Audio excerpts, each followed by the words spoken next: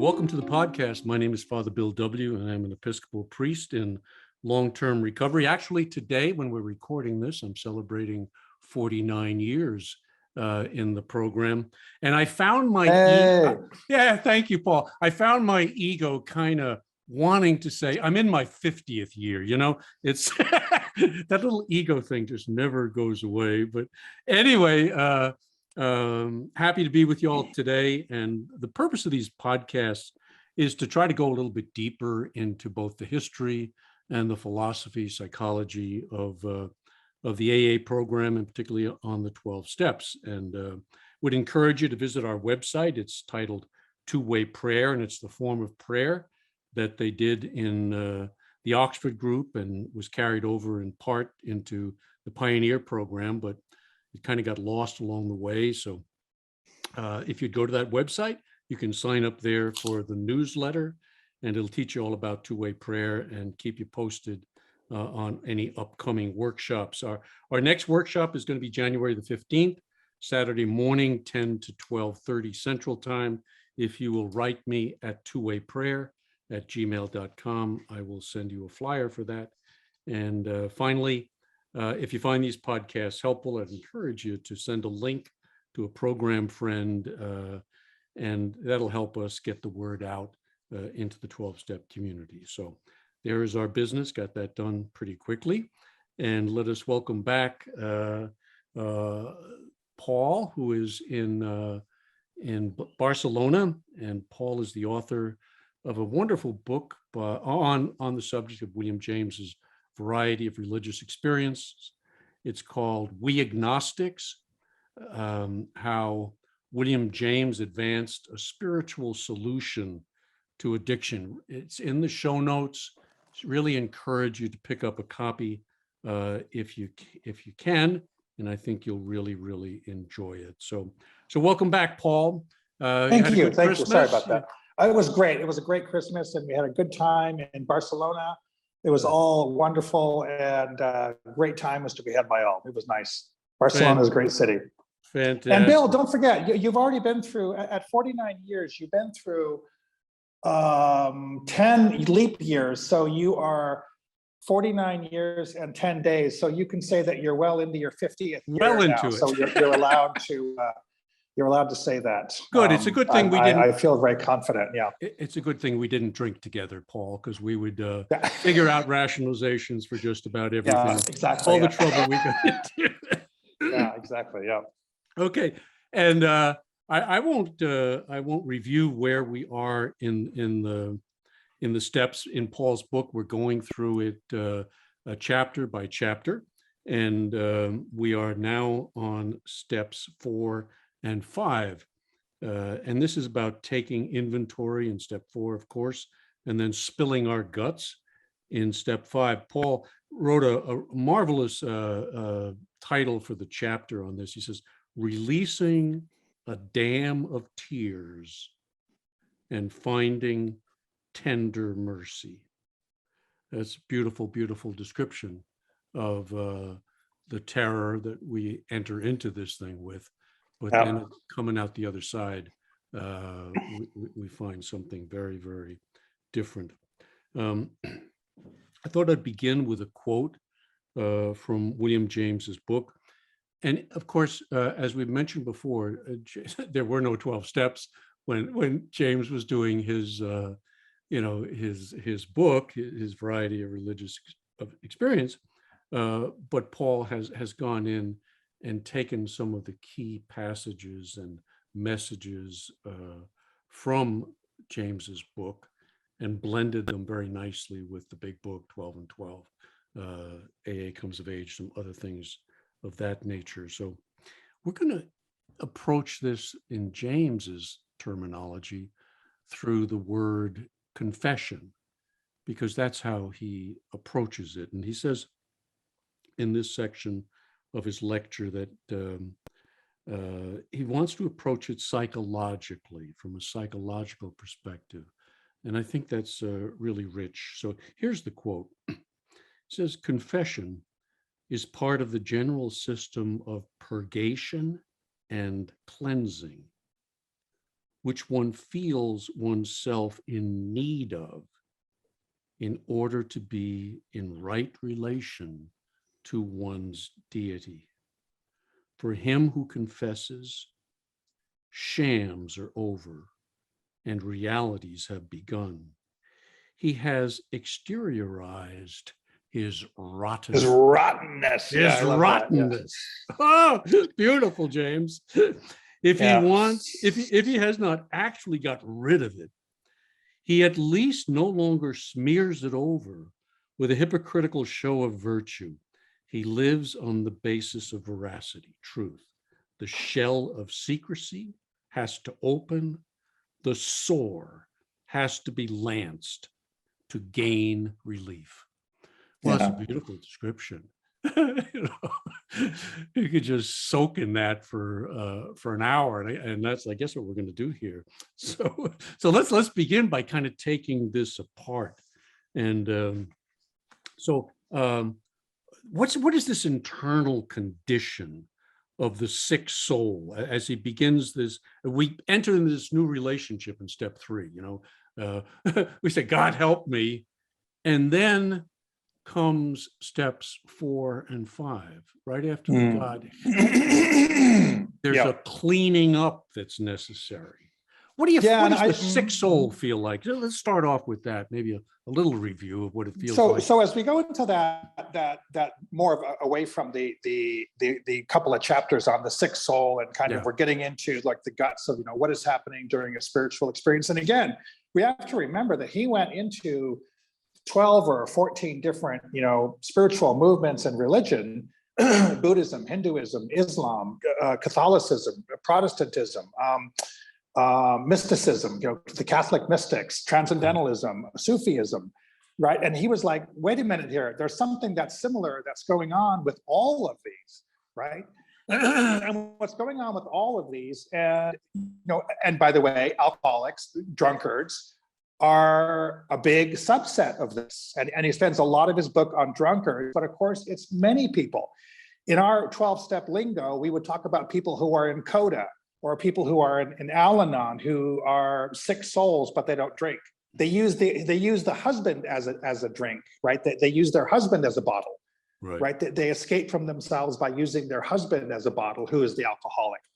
And so what is he talking about here? He's talking about, I love this beautiful, beautiful language, heightened sensitivity to mental pain and morbid obsession. We get into detail of what William James is saying about all these people he's treated for decades.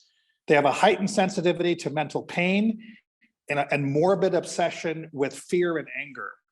They are bondage to fear. I love the phrase, the words he used. Their life is cramped, limited, and depressed. And I think one of the really important things here, he uses the word resentment a lot. I'm not putting that word in. That's the word he used. But he calls them also, they're obsessed with petty jealousies. Again, I wrote down in my notes, the feeling of complete rottenness. And there's even another phrase he uses, irredeemable rottenness, just to really smear it on. I'm more rotten than you are, It's, exactly right. I've had guys in group therapy, someone comes in with a worse story than they have, and they want to fight with them because it's been their ticket to use. Amen. They have an interest in keeping that rottenness. Right? Absolutely right. And then I think that one thing that he says is that he says, what is going on with the sick soul, feeling of being rotten versus the happy-minded person. And he says that the sick-souled person, this is really bad. It's a bad outcome because their feelings, these feelings of being rotten and sick and petty and jealous, they attach themselves to their problems, and then their problems get perpetuated. And this reminds me of Dr. Silkworth's sentence, which I think is really the essence of the alcoholic in the doctor's opinion. He says, when an alcoholic is on a spree, the alcoholic, his problems pile up and they become impossibly difficult to solve. I think this is exactly what William James has also put his finger on. And I think Silkworth was familiar with James, and he must have picked up on this as well. And so, but here we are. The process has started, right? We're into, this sense of right. We've had a sense of self-despair. We've hit bottom. We've reached onto a higher power when our lower self is falling to pieces. We begin to feel something is happening to us. There's a gift of grace. Now we're moving into this, clearing the decks, cleaning up. Right. That's right. And we're looking at, we have to, the process has started. We have to get on board with the process. There's the old saying in AA, do the fourth or you'll drink a fifth. The process has to continue or relapse is inevitable. William James keeps on saying this as well. And there's something about coming into contact with this new power that requires it internally. It's not that the power itself requires it, but we know intuitively that we got to clean up our dirt. Moses took his shoes off when the bush was burning. There was something about get into right relationship. There's a phrase.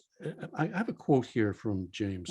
He says, "The melancholy sick soul lives with a clash between his inner character, the rottenness inside, and outer aims. The crisis is all about getting the soul in order. It is the escape from falsehoods. It is a case of the conflicted self finding its level and unity." So it's all about right relationship.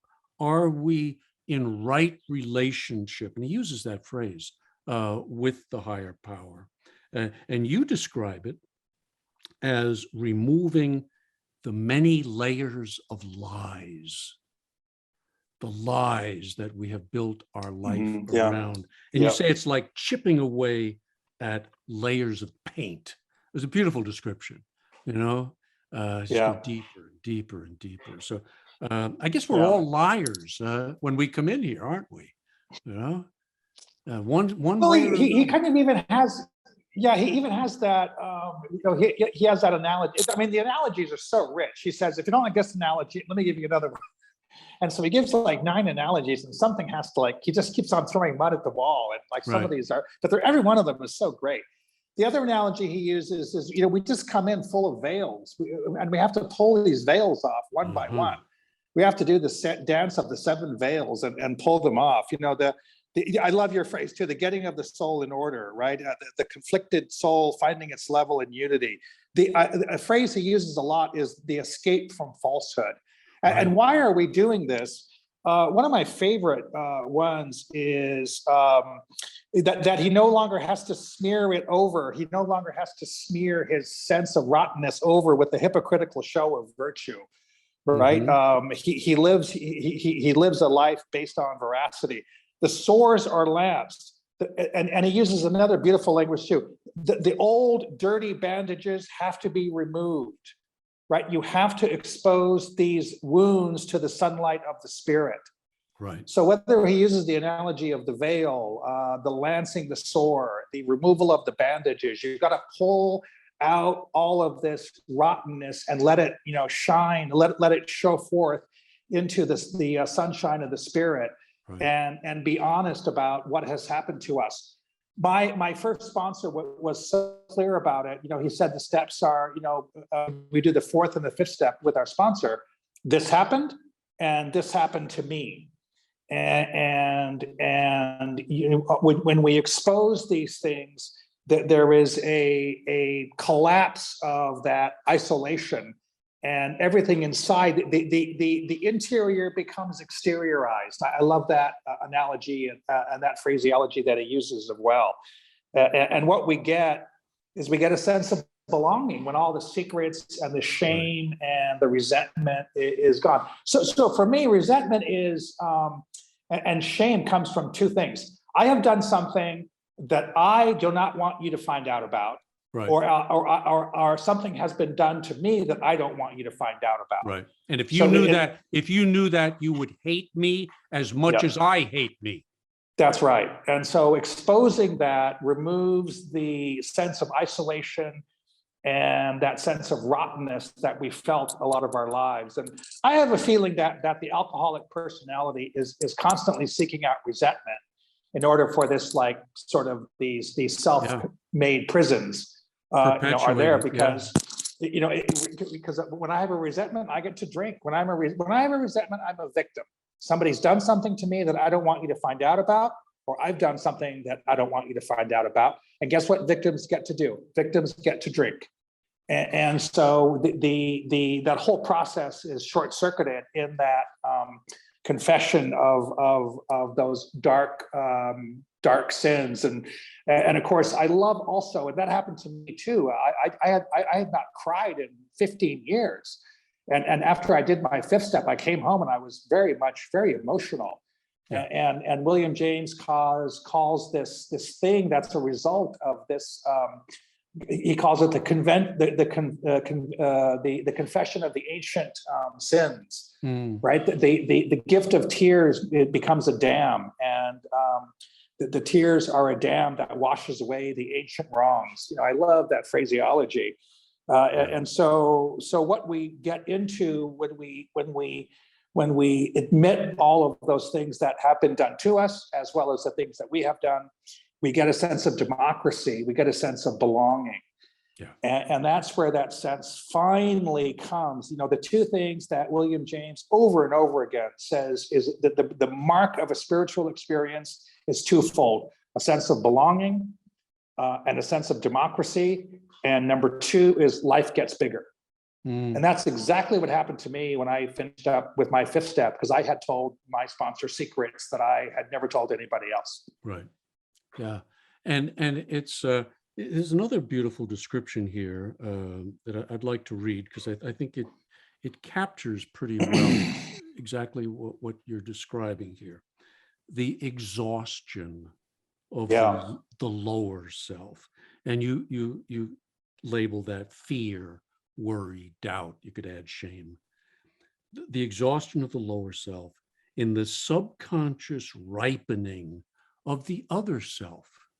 So there are two selves, and very much, I think, in this fifth step process, you can feel the shift, the internal shift from one center of consciousness wrapped around the ego filled with guilt and shame and remorse and all that, to the discovery of a new self.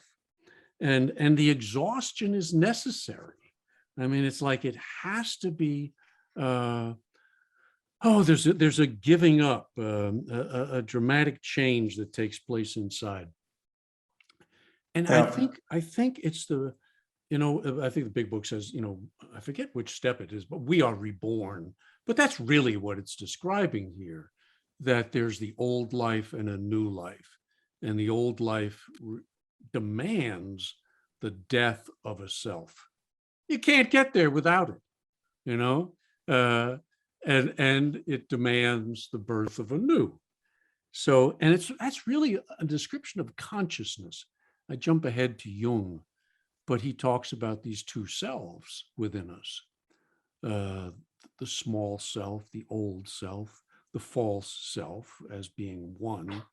But then if you can get beyond that, there is a deeper self in each and every one of us. And Jungian spell it with a capital S. It's the God within. The great reality is within. Son of a gun. It's really within me, and it's that realization. Yeah, exactly. And William James, I just was writing my notes as well, that William James is really fascinating here, because he talks about it as a something that was always there but was forgotten and is somehow remembered. So there's a remembering of something that was always there. Yeah. And the other phraseology he uses is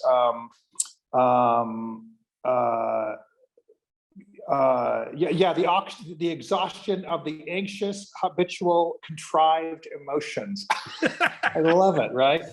Right. And you know what's fascinating, I ponder this all the time, Bill.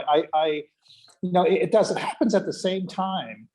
And something that is so fascinating that William James points out from all of the religious, writings of the last, 4,000 years, it is an indivisible event. The event is one and the same. It's kind of a twofold event, but it's really a united event.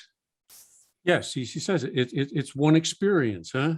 It is a change of equilibrium with new energies toward the personal center and the recession of old ones toward the margin. So it's like, where am I? Am I God-centered? Self-centered with a capital S, child of God? Or am I a frightened ego, you know? And it's almost like a planet revolving around the sun. If I get closer to my source, peace comes. As I get further away, and I'm really speaking on a daily basis because I think this is constantly shifting inside. It spirals. It really spirals around, but I can always kind of take my temperature in relation to, God is everything or God is nothing. Well, many times God is nothing, And so what comes back? The fear, the guilt, the shame, all of the feelings that I'm so familiar with, that I don't think they're ever quite gone. I mean, that's been my experience, I agree. Yeah. Yeah, they're Yep. ready to reignite. And so the watchfulness, the mindfulness of what's going on is really critical, Just Yeah, my absolutely. sponsor said that he thinks you get better after 70 years of sobriety. So you have 20 more years to go. Oh, good. Good. Good. Well, I'll tell the Undertaker that, dig me up again and let's have a hell of a party. The kid finally got it. Yeah. And so, I like what you said, Bill. I mean, he said the basic feeling that you have as we sort of, we get away from this exhausted lower self to a higher, better self, a remembering of something that was forgotten. What helped me so much to understand what is happening on a human, natural level, which I believe, just as I'm sitting here talking to you, was true in my case. What is the basic feeling? The basic feeling is not that I'm connected to something else, but that I'm one with everybody else. Right. That oneness, the unity, that I belong. Yeah, there's a unity of belonging, right. Which is one of the one of the characteristics of a spiritual experience. Exactly. Yeah. No matter what the religious background might be. Yep. All the mystics talk about that. Yeah. And he goes a little bit further and he says, what is the sense of satisfaction or the sense of contentment or the sense of serenity that I have? My sense of serenity comes from the reality that naked I came into this world, naked I will exit. Mm-hmm. I am made of the same clay. I am made of the same cloth. He uses both those analogies. They're so beautiful. Right. Shams cannot save me. The wise man and the monastic are one with the lunatic and the criminal. We are all one. And this understanding that I am one with the lunatic means that I don't have to turn this into a cynical, snotty, well, I guess we can all just go in and stay in the gutter because we all come from the slime anyway. We don't approach this, as William James says, with a smirk and a cynical response. We approach this with a sense of joy that we all are one. Right. Without being cynical, without being snotty or smirky or cynical. It's really a beautiful insight. And God, I think according to James, or at least it's according to Bill, God meets us in the slime. When we go down there, Yeah. And you talked about the tears. I cried my eyes out in my fifth step, Yeah. and we don't have to stay in the slime. yeah, no, you don't have to stay in the slime. But Yeah. I don't think you can't get, and this was Wilson, you can't get over it, under it, around it. You have to go through it. Yeah, exactly. Yeah. And what you're doing in the fifth step is for the first time, not hiding, not covering, but allowing someone else to see me as I am, and that's terrifying and healing at the same moment, at the very same moment. So, Yeah. yeah. Rohr has a nice expression. He says, don't ever trust a man who hasn't cried. Yeah. I like that. And I love some of the phraseology. He says, when you have this experience you just described, he says, the puzzle is solved. Right. The unknowable becomes obvious. Right. Love and selflessness form a new center.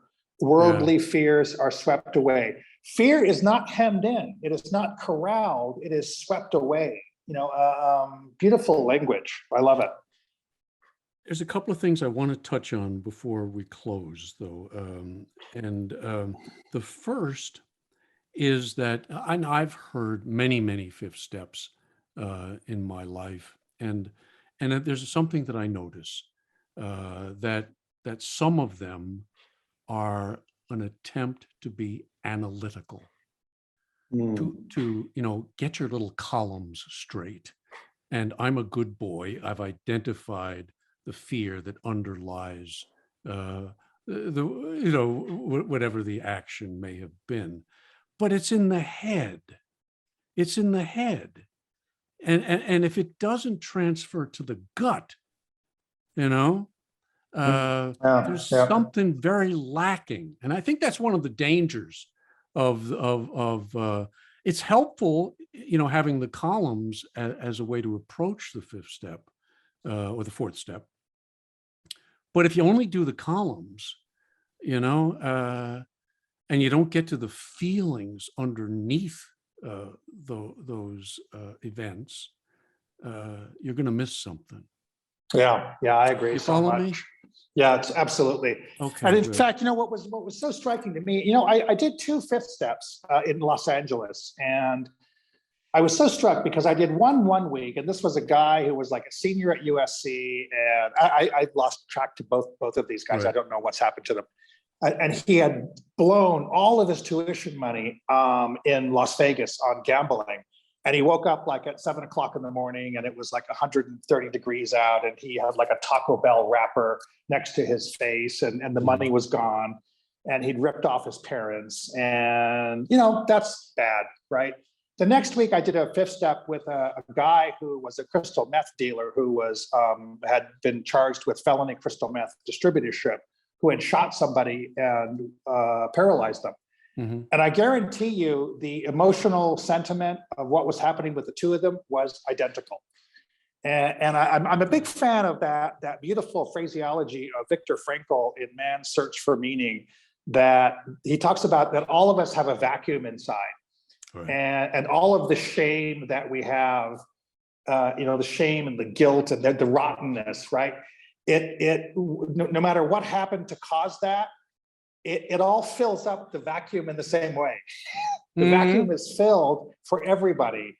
And I was so struck by that, because I think that's exactly, I've worked with white collar, I've worked with Academy Award winners, in Los Angeles, and I've worked with homeless people and people who were crystal meth dealers and people who'd done terrible things to themselves and others sexually. And yet, I guarantee you, whether it's a housewife who was tippling the wine, in the afternoon, or the crystal meth dealer, the shame is the same. The rottenness is the same. It's the identical human component. I was really always been struck by that. Something else that was striking too is, there was a doctor, there was a gay OBGYN who was one of my dear friends in Santa Monica. My joke is, no wonder why he became an alcoholic. He was a gay OBGYN. you know. He said, you know, that he always said, Paul, remember, you're perfect and you were born perfect and unique. Right. And I was like, I was so touched because he would always say that to me on the phone. And I'm like, wow, gosh, you know, what if that's true? You know, but I love what William James says here. What happens when when the sores are lanced, when the bandages are brought out, when the shams are over, when we stop, you know, the hypocritical smearing of the ointment? I love that phrase. We find our own nature that was always there. The veils of the self are torn away. We do not become pure. We already are. Right. We do not try to become perfect. We already are. That Right. is such a critical idea, because in so much American Christianity, you gotta earn all this stuff. I gotta earn perfection. I gotta Right. try to be perfect. I gotta try to be pure. We Yeah. already are. Stop it. Exactly. Right? We just have to discover the purity and discover the perfection.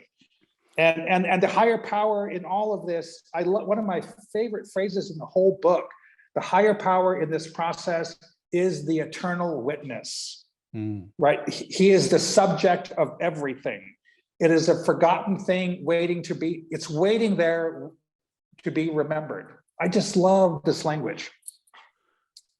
Right. You know, I was struck even in high school with the romantic poets. I think it was Wordsworth, you know, trailing clouds of glory do we come into the world. Mm-hmm. Yeah. You know, and I think that's what James is getting at here. He was very moved by Emerson, Thoreau, and all of those fellows as well, because they were on to the truth of who we are. You know, Yeah. much more so than much theology. You know, which just misses it. You know.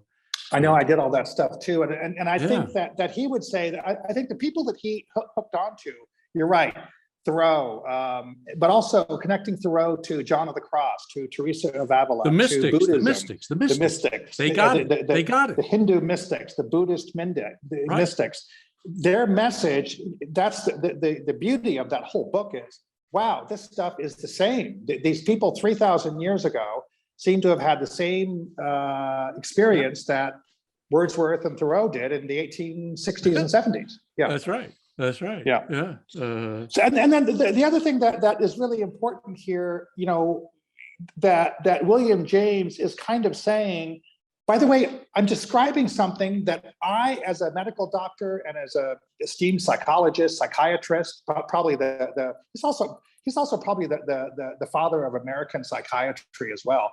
Right. He would say, I'm describing something that's natural. And in fact, it's so natural, it's been happening to humans for 4,000 years. Right. But is it spiritual or natural? Who the hell cares? It works. It's the William James. He's the father of American pragmatism as well. That's right. For God's sakes, if it works, we get on board and we go with it. And the phrase he has, Bill, we go with it because it's a going. And we get on board, hands off, you know, get on board, stay on board, let it rip, because this is happening to you. This is delivered to you. You're not delivering anything. Right. It's a gift. It's a gift. This gift is delivered. Yeah. You're not. Stop trying so hard. Yeah, it's delivered to you, and I just love that. And there was, it is free or it is nothing. He was very emphatic about that. Yeah, his pragmatism may be the source of another thing. Our chapter 5 title, How It Works. You know? Right? Yeah, it works, guys. And you'll only know it by entering into the experiment of doing it. You'll never know it if you don't do it.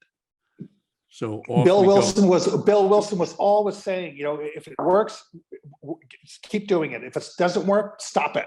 That's right. And I remember he says it works. It really does. You know, at the end of the chapter, right? That's James. That's James. The last thing I wanted to cover was in our 5th step. Wilson breaks it down into a 3-part process. It's admitting the rottenness, to use his phrase, to God, admitting it to ourselves, and then admitting it to another human being. And each one of those is necessary and not to be jumped over quickly. So let's just kind of pull that apart a little bit. Admitting to God, what does that bring up for you? This is who I am, this is this is the mess I've made, and I'm going to meet somebody there internally. And my experience was certainly not condemnation. It was amazement at radical acceptance and forgiveness and a welcoming. So that part is very, very necessary and should not be skipped. I don't know if many people take their fourth step and go off in a field and read it to God. Exactly. William James and all the work he did in thousands of hours of preparation for all these religious experiences that people have been having for 4,000 years. I think he beautifully puts it. What is happening here is, we finally close our mouths, and the will to assert ourselves, our petty little, jealousies, is displaced by willingness to close our mouths and be nothing in a flood of love. Everything he describes about the entry of a higher power into our lives, it is a flood. Yeah. Let me read the quote. I have it here. Yeah.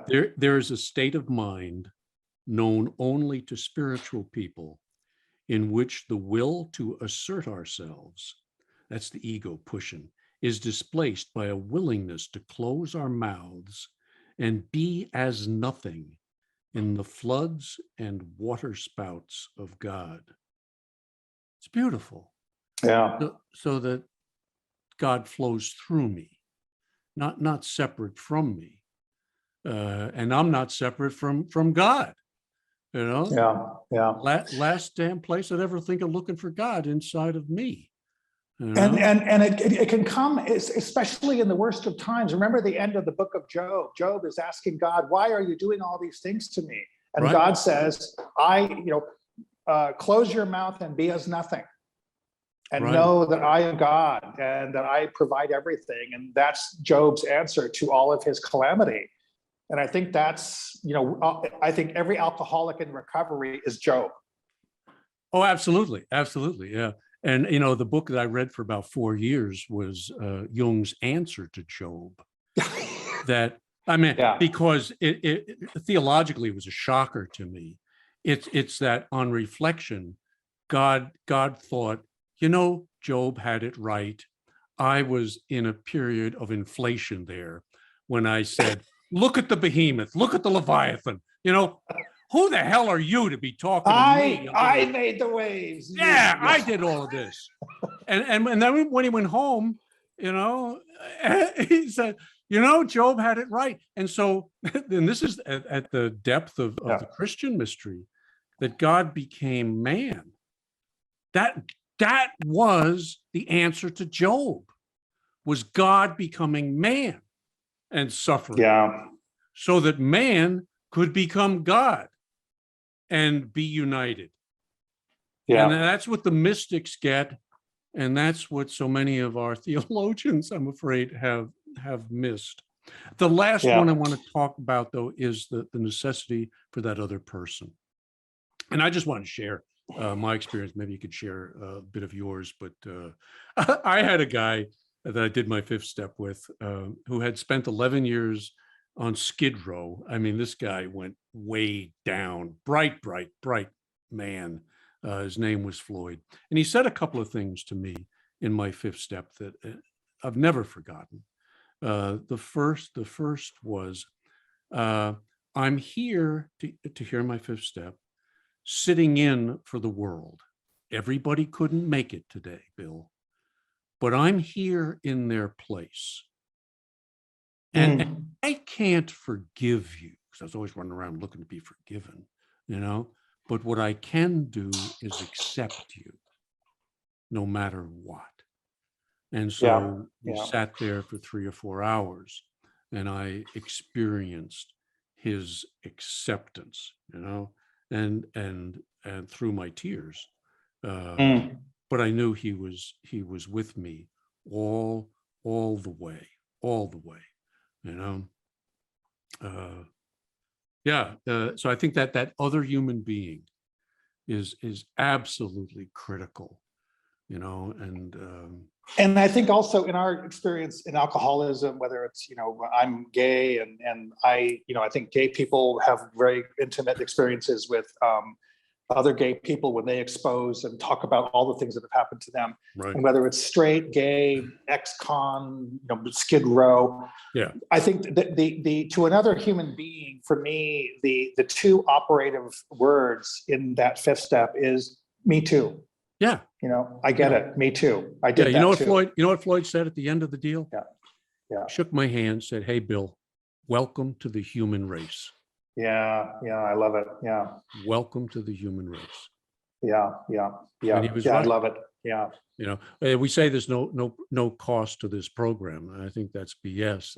I think this is the price. This is the price of admission. Is an honest fifth step. Yeah. And I would also say that, I heard it too, and that is true for me. Doing your fifth step with a sponsor is great, but the real power of the program comes when you are a sponsor and you hear somebody's fifth step for the first time. That's Absolutely. when the penny drops. Yeah. Because you have a worth, and you can say me too. Yeah. You can say that happened to me too, and you are loved. I always tell people you are loved and needed. Yeah. Every time I do a fifth step. I think that's the payoff for being a counselor as well, is that you get to see yourself over and over again coming at you in different forms, in different people, but it's you. And that's the reward. That's the payoff that you just can't get through any other thing. And if you don't recognize that, then you're really missing the boat, missing the message. Yeah, and there's something that to conclude, Bill. You and I know this from our training and counseling, but one of the phrases that is beat into your head when you're dealing with pain and struggle and the terror of trauma: maximum positive regard. We have maximum positive regard for the other person, no matter what. And I think that needs to be a much bigger part of AA. Just there has to be an absence of judgment, an absence of any imposition of big book thumping or religious intonation. Right. Maximum positive regard for where the person is at the moment. That's the critical starting point for good therapy and good outcomes. It's the start of the transformation. It yeah, absolutely is. Okay, well, this has once again been wonderful. I thank you so much for sharing. It's so great. I love you. You're great. And happy 49th. Happy 49. Well into your 50th year. You have so much more wisdom to offer. You have 49 and like 10 leap years. So all right. You're 49 years and 10 days. I'm going to think about that. And I hope you guys got something out of this. Once again, if you'd like to drop Paul a line, please send it through me at twowayprayer@gmail.com, and I'll be happy to send it on to him. And Paul will be back here next week as we look at step 6 and 7. I'm really looking forward to that. So thanks again, guys, for listening. God bless, and keep coming back.